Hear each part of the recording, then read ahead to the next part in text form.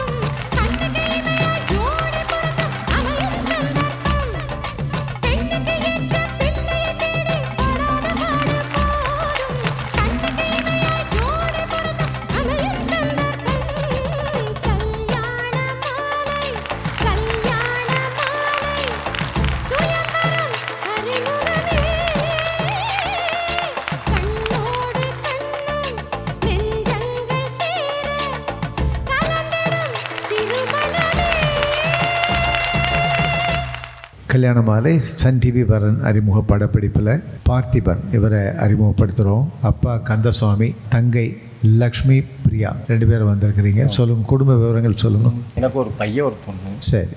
பாப்பாதே இது. சரி. பார்த்திபன் வந்து கோயம்புத்தூரில் இன்ஜினியராக வேலை பார்த்து இன்ஜினியராக ஒர்க் பண்ணிட்டு இருக்கிறாரு. சரி, ரைட், ஓகே. ஒரு நல்ல என் பொண்ணு மாதிரி மகன் மாதிரி அவர் மரும வர்றதுன்னு நினைக்கிறேன். நாயுடு, கௌரவ நாயுடு. சரி, சொல்லுங்கம்மா. எங்கள் அண்ணனுக்கு வரன்னு பார்க்குறோம் சார். சரிப்பா. எனக்கு மேரேஜ் ஆயிடுச்சு. நல்ல வெல் செட்டில்டு ஃபேமிலி நாங்கள். ஓகே. அண்ணா எந்த பேட் ஹேபிட்டும் இல்லை அண்ணாவுக்கு. நல்ல நேச்சரை லவ் பண்ணுற பையன்.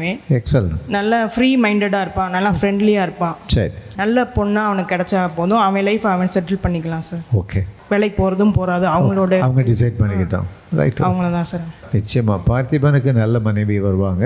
ஸோ உங்களுக்கு வரக்கூடிய அண்ணி உங்களுக்கு ஒரு ஃப்ரெண்ட்லியாக இருக்கக்கூடிய, அதனால சிறந்த மருமகள் உங்களுக்கு வருவாங்க. இந்த நிகழ்ச்சியில் வந்து கலந்துக்கிட்டீங்க, வாழ்த்துக்கள், வணக்கம். கே. பார்த்திபன், வயது 35, BE AMIE முடித்தவர், கோவையில் தனியார் நிறுவனத்தில் பணியில் உள்ளவர். இவர் பட்டதாரி மணமகளை எதிர்பார்க்கிறார். பார்த்திபன் பற்றிய விரிவான விவரங்கள் kalyanamali.com வெப்தளத்தில் இவரது பதிவு எண் 11214441. மேலும் விவரங்களுக்கு 9840891300 அல்லது 9840891500. Kalyanamali exclusive matchmaking for affluent families. Complete confidentiality. Call exclusive desk 9840891400. Kalyanamalai நிகழ்ச்சியில் பவித்ரா இவங்களை அறிமுகப்படுத்துகிறோம். வயது 32. kalyanamali.comல இவங்களது பதிவு எண் 1060974. பிடெக் மேலும் MS யூஎஸில் பண்ணிவிட்டு US டெக்ஸஸ் டேலஸில் சாஃப்ட்வேர் கிராஃப்ட் இன்ஜினியராக இருக்கிறாங்க. ப்ரொஃபஷனல் டிகிரி மேலும் PG முடித்து யூஎஸில் ஒர்க் பண்ணிட்டு இருக்கிற நல்லவர் தனக்கு கணவராக வரணும்னு எதிர்பார்க்குறாங்க. பவித்ராவின் எதிர்பார்ப்பு கேட்ட நல்லவர் அவங்களுக்கு கணவராக உடனடியாக அமைந்திட கல்யாண மாலையின் மனப்பூர்வமான வாழ்த்துக்கள். கல்யாண மாலை நிகழ்ச்சியில் கேப்டன் அபிஷேக் இவரை அறிமுகப்படுத்துகிறோம். வயது 25.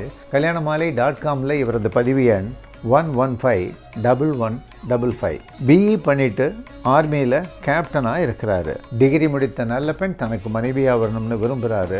கேப்டன் அபிஷேக் விரும்புகிற மாதிரி அருமையான பெண் அவருக்கு மனைவியாக உடனடியாக அமைந்திட கல்யாண மாலையின் மனப்பூர்வமான வாழ்த்துக்கள்.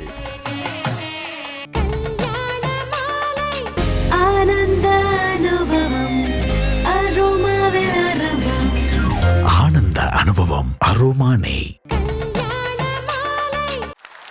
மதுரையில் நடைபெற்ற கல்யாண மாலை பிரம்மாண்டமான பட்டிமன்றம். நடுவர் திருமதி பாரதி பாஸ்கர் தலைமையில் வளர்ச்சிக்கும் வெற்றிக்கும் பெரிதும் துணை நிற்பது அடுத்தவரின் வழிகாட்டுதலா, சொந்த முயற்சியா? நடுவரின் தீர்ப்பு. சரி, இப்போ என்ன தீர்ப்பு? வளர்ச்சிக்கு எதுதான் நமக்கு உதவுகிறது?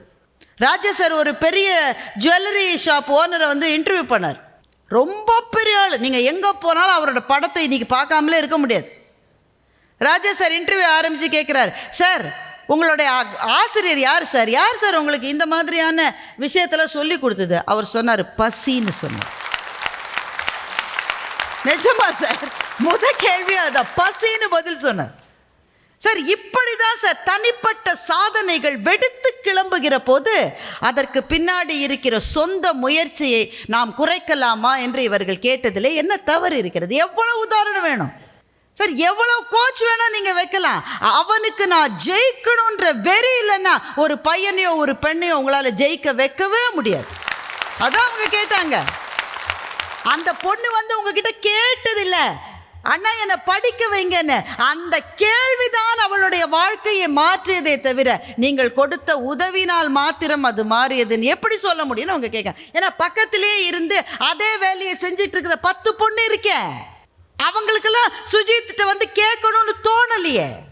தீதும் நன்றும் பிறர் தர வாரா என்று இந்த தேசத்திலே வந்த மொழியில் என்ன தவறு இருக்கிறது? எல்லாம் நீ செய்வது தான். நீ ஜெயிக்கணும்னு நீ நினைச்சிட்டேன்னா உன்னை யாராலும் தடுக்க முடியாது என்று இவர்கள் சொல்லுகிறார்கள். என்ன தவறு? சில சமயம் வழிகாட்டிகள் நம்மை சிறைப்பறவைகளாக ஆக்கி விடுவார்கள் என்று இவர்கள் சொன்னார்கள். இதெல்லாம் செய்யவே கூடாது, அவர் சொல்லுவதை மீற முடியாது என்ற காரணத்தினாலே பொறுத்து கொண்டு அந்த வழியிலேயே போய் ஒரு வாழ்நாளையே வீணடித்து விட்ட எத்தனையோ கலைஞர்கள் இருக்காங்களா இல்லையா?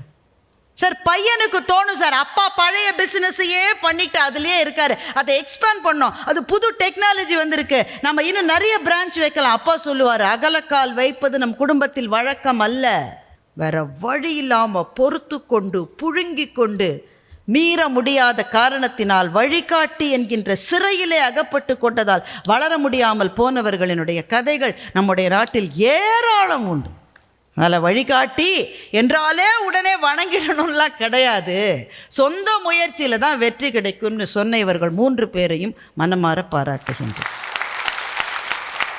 நான் சுஜித் சொன்ன ஒரு வாசகம் அதிலிருந்து தான் இந்த பட்டிமன்றத்தினுடைய தீர்ப்பு இருக்கும்னு நான் நினைக்கிறேன்.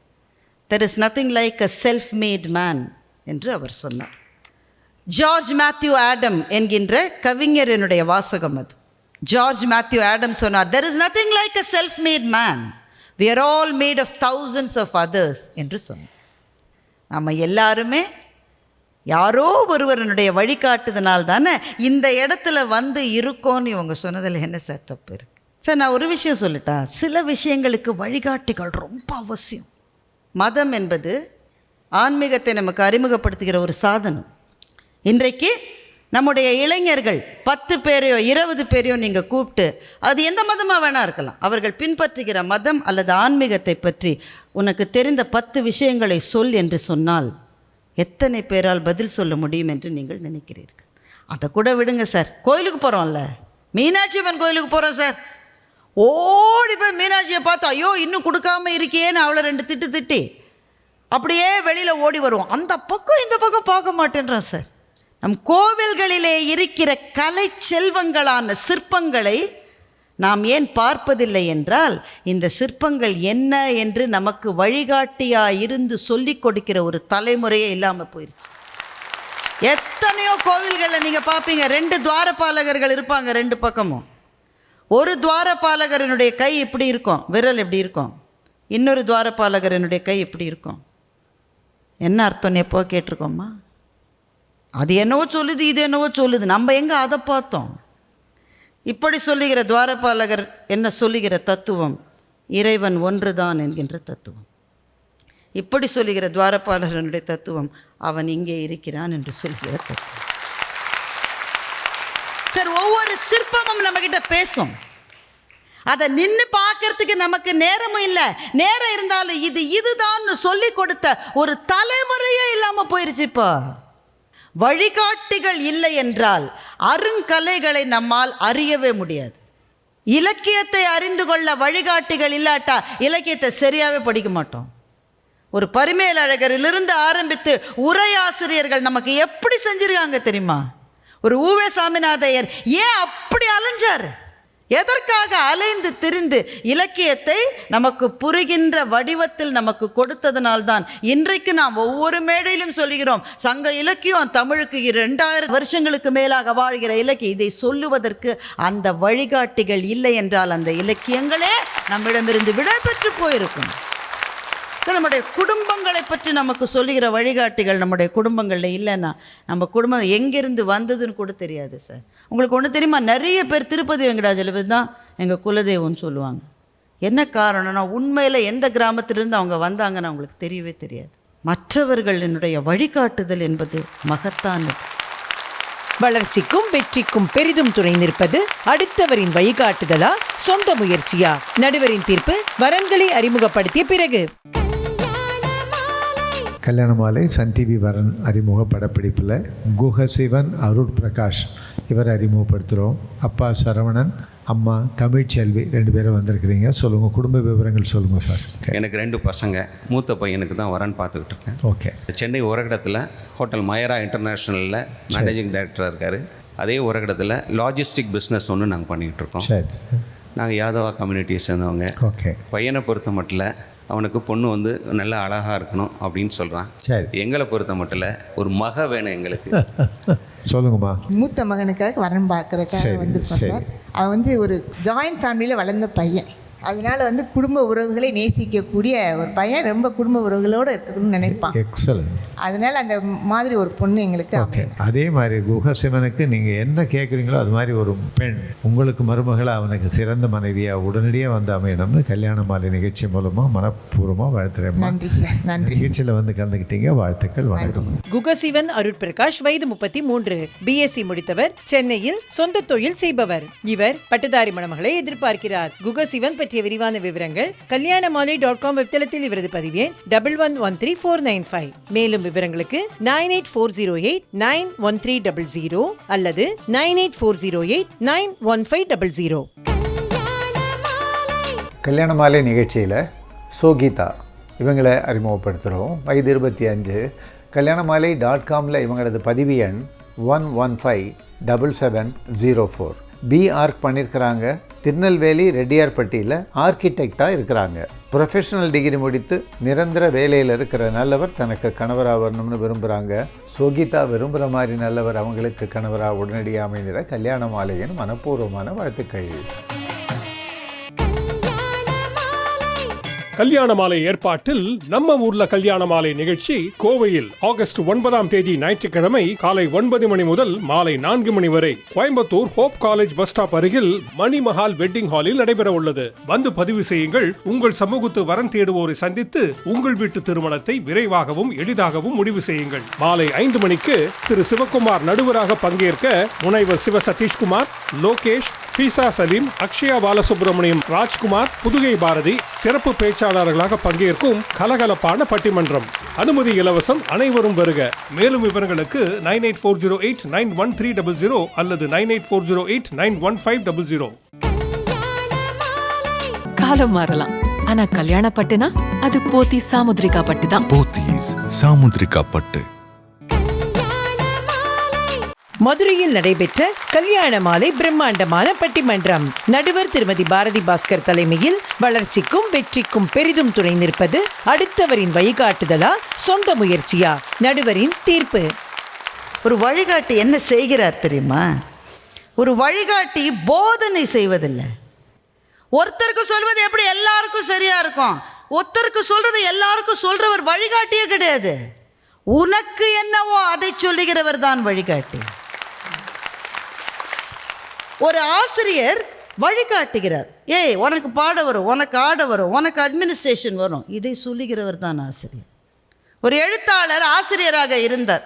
அவருடைய மாணவர்கள்லாம் சேர்ந்து எங்கள் ஐயான்னு சொல்லி ஒரு புத்தகம் வெளியிட்டாங்க அவரை பற்றி. அவர் ரிட்டையர் ஆன உடனே ஒரு மாணவர் சொல்லுகிறார், அவர் கடைந்தெடுத்த ரவுடியான கடைசி பெஞ்ச். அந்த மாணவன் கடைசி பெஞ்சில் தான் இருப்பாங்க. வாத்தியார் எல்லாம் அடிப்பாங்க, என்ன அடித்தாலும் அவர் திருந்தல். ஒரு தமிழாசிரியர் வந்தார். இவன் கிளாஸில் பண்ணுற வம்படிலாம் பார்த்தார். என்னை வந்து ஸ்டாஃப் ரூமில் பாருனார். அடிக்கடி ஸ்டாஃப் ரூமில் போய் அடி வாங்கி இந்த மாணவனுக்கு ரொம்ப பழக்கம். அடிக்க தான் கூப்பிட்றான்னு போகிறான். இந்த தமிழாசிரியர் சொன்னார், உட்காருங்கன்னார். பின்னாடி யாரையோ சொல்கிறாருன்னு நின்றுக்கிட்டே இருந்தான். தம்பி, ஒன்றை தான் சொல்கிறேன் தம்பி, உட்காருங்க. உட்கார வச்சுட்டு அவர் கேட்குறாரு, இவன் அடிக்க போகிறார், திட்ட போகிறாருன்னு இந்த மாணவன் நினைக்கிறார். ஆசிரியர் கேட்குறாரு, அடுத்த வார இலக்கியம் என்ற கூட்டம் இருக்குது, நீ அதுக்கு வரவேற்புரை சொல்கிறியான்ற. என்னது இலக்கியம் என்ற கூட்டத்துக்கு நான் வரவேற்பு? அதெல்லாம் எனக்கு வராது, அடிக்கணும்னா அடித்து அனுப்புங்க சீக்கிரம், இதெல்லாம் பேசாதீங்கன்றான். சரி, நீ வர்றவங்களுக்கெல்லாம் உட்கார வைக்கிறது, சால்வை போடுறது, அதெல்லாம் பண்ணுறியா? அது வேணா பண்ணுறேன். அந்த மாணவனை ஒவ்வொரு இலக்கியம் என்ற கூட்டத்துலேயும் சால்வை போட வச்சுது, எல்லாருக்கும் தண்ணி. ஒரு முறை வரவேற்புரை சொல்கிற மாணவன் வரல. தமிழ் ஐயா கேட்கிறார், இது 4-5 தடவை கேட்டுட்டல, அதே தான் நீ சொல்கிறியா? மேடையில் ஏறி வரவேற்புரை சொன்னார். ஒரு 100 பேர் கை தட்டினாங்க சார். அந்த மாணவர் எழுதுகிறார், அதுதான் ஆரம்பம், இன்றைக்கு நான் ஒரு IAS அதிகாரி என்று எழுதுகிறார். நம்மளுடைய வாழ்க்கையை புரட்டி போட்ட ஏதோ ஒரு ஆசிரியரோ ஏதோ ஒரு வழிகாட்டியோ நம்ம ஒவ்வொருவருக்கும் இருக்கிறார்கள். எனக்கும் அதுதான் நடந்தது, ராஜா சாருக்கும் அதுதான் நடந்தது. எத்தனையோ பேச்சாளர்கள், எங்களை விட சிறந்த பேச்சாளர்கள் இருக்கிறார்கள், மறுக்க முடியாத உண்மை. ஆனால் சாலமன் பாப்பையா என்கின்ற ஒரு தந்தையினுடைய கருணை பார்வை எங்கள் மீது பட்டது. அவங்க சொன்னாங்கல்ல, ஒரு தடவை பேச வச்சுட்டு நீங்க நல்லா பேசலைன்னா வழிகாட்டி திருப்பி அனுப்பிச்சிருவார், வழிகாட்டி அனுப்புவார். ஆனால் ஒரு குரு அனுப்ப மாட்டார். ஒரு குருவினுடைய கருணை இருக்கிறதே, அது தாயின் அன்பை விட, காதலியின் பரிவை விட பவித்திரமானது. ஜெயமோகன் ஒரு கதை எழுதினார். ஒரு ஆசிரியர் விருது வாங்க போகிறார். விருது வாங்க போகிற போது மாணவர்கள் கூட்டமாக வந்திருக்காங்க. எல்லாரும் வந்துட்டாங்க சார். அவர்கிட்ட 20 வருஷம் படித்தவன்ல முக்கியமானவன் அத்தனை பேரும் இருக்கான். இவர் விருது வாங்க போகிற, இவருக்கு வயசாயிருச்சு. இவரை ஏற்ற ஒரு மாணவன், இறக்க ஒரு மாணவன், இவர் வேட்டியை கட்டுறதுக்கு உதவ ஒரு மாணவன், அவ்வளோ ஸ்டூடெண்ட்ஸ் இருக்காங்க சார். இந்த ஆசிரியர் என்ன சொல்லியிருக்கணும்? மேடை ஏறதுமா, என் பசங்க அத்தனை பேரும் வந்திருக்காங்க, என் வீட்டுக்காரம்மா வந்திருக்கு, அதை விட என்ன, அப்படி தானே சொல்லணும் ஒரு ஆசிரியர். ஒரே ஒருத்தன் பேரை சொல்லி அவன் ஏண்டா வரலன்னு கேட்குறான். வராமல் போன ஒருவன் இருக்கிறானே, அவன் குடிப்பழக்கத்துக்கு ஆளாயிட்டான். இதெல்லாம் நிஜமான கேரக்டர்ஸ், பேர் சொல்லக்கூடாதுன்றதுனால நான் சொல்லலை. குடிப்பழக்கத்துக்கு ஆளாயிட்டான். அவனும் வந்திருக்கான். ஆசிரியர் முன்னால் குடிச்சிட்டு நிற்க பயந்துக்கிட்டு மேடைக்கு பின்னாடி அவன் நிற்கிறான். ஆனால் மந்தையிலிருந்து பிரிந்து போன அந்த ஒரு ஆட்டைத்தான் மேய்ப்பன் எப்போதும் தேடுவான் என்பது போல 100 மாணவர்கள் இருந்தாலும் வழிதவறி போன அந்த மாணவனை கேட்கிற நெஞ்சம் இருக்கிறதே, அதுதான் ஒரு ஆசிரியனுடைய நெஞ்சம், அதுதான் ஒரு வழிகாட்டியினுடைய நெஞ்சம். வழிகாட்டிகள் இல்லாமல் 1 இன்ச்சு கூட நம்ம வாழ்க்கையில் உயர்ந்துட முடியாது. எனக்கு என்னவோ தோன்றுகிறது, சுயமுயற்சி என்பது இந்த பெரிய ஜனத்திரளில் சில பேரை ரொம்ப பெரிய உயரங்களுக்கு கொண்டு போகிறது. அதுக்கு என்ன காரணம்னு யாராலையும் சொல்ல முடியாது. இறைவனுடைய கருணையா, ஒரு 7 வருஷத்துக்கு முன்னாடி அந்த தலைமுறையில் எவனோ ஒருத்தனுக்கு அந்த ஃபயர் இருந்ததா தெரியாது, அதை கண்டே பிடிக்க முடியல. ஆனால் அவன் அப்படி போகிறான்.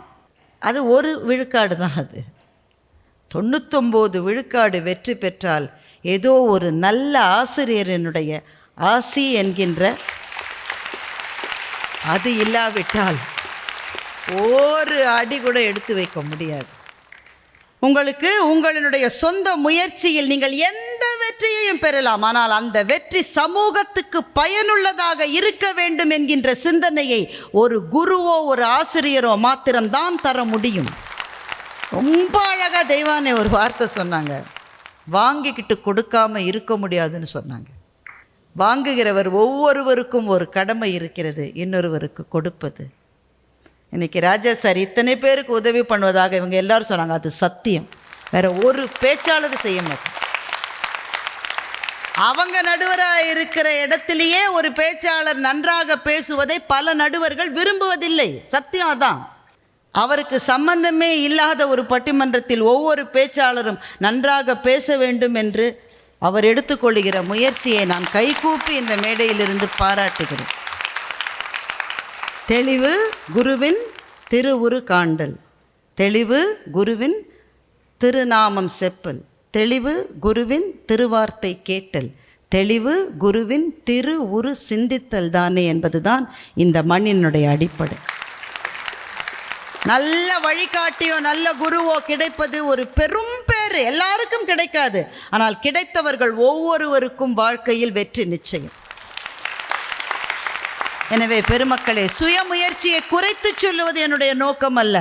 அது இல்லாதவர்களால் நகரக்கூட முடியாது.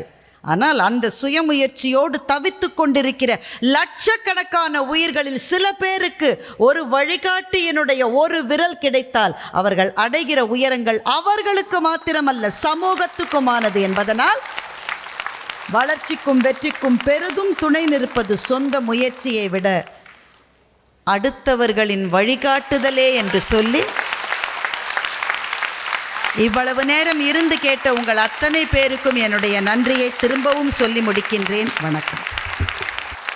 தலை சிறந்த அறிஞர்கள் பங்கேற்ற அறியாமை பலமல்ல பேச்சரங்கம் அடுத்த வாரம்.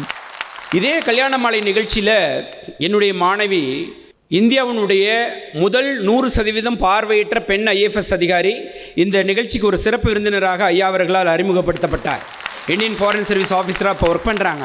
அந்த அறியாமை அப்படின்ற ஒரு விஷயம் அவங்கள பார்க்குறப்ப அடிக்கடி சொல்லுவாங்க என்கிட்ட, எனக்கு கண் பார்வை கிடையாது, ஆனால் தொலைநோக்கு பார்வை எனக்கு அதிக லெவலில் எனக்கு இருந்துச்சுன்னு சொல்லுவாங்க. இப்போ இந்த தலைமுறைகள் மாறிட்டே வருது இல்லையா? Gen alpha, gen Z. போன வாரம் தான் சொன்னால் நான் கண்டுபிடிச்சேன், அம்மா இட்ஸ் வெரி மிட் அப்படின்னா.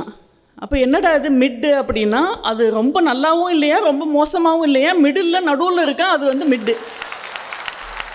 டாக்டர், ஒரு சின்ன விண்ணப்பம், நீங்கள் உங்கள் மாமியாருக்கு பண்ணுற மாதிரி பண்ணுங்க, உங்கள் அம்மாவுக்கு பண்ணுற மாதிரி பண்ணாதீங்க. மாமியாருக்கு பண்ணால் ஒழுங்காக பயந்து உருப்படியாக பண்ணுவீங்க. ஜென்சிலாம் சில பேர் இருப்பீங்கன்னு நினைக்கிறேன். It creates a comfort zone but it confines you into a bubble and if you remain to be in that bubble you will continue to be in ignorance. இதுதான் அந்த அறியாமைன்றது. சன் டிவி கல்யாண மாலையின் அடுத்த படப்பிடிப்பு August 23ஆம் தேதி ஞாயிற்றுக்கிழமை சென்னை வள்ளுவர் கோட்டம் அரங்கில் காலை 10 மணிக்கு கல்யாண மாலை சன் டிவி வரன் அறிமுக நிகழ்ச்சி. மாலை 5 மணிக்கு திரு அண்ணாமலை, திரு ஹரி தியாகராஜன், திருமதி ரேகா சுதர்சன், திரு சுஜித் குமார் சாதனையாளர்கள் பங்கேற்கும் உலக புகழ் கல்யாண மாலை பேச்சரங்கம். அனைவரும் வருக. மேலும் விவரங்களுக்கு 9840891300 அல்லது 9840891500.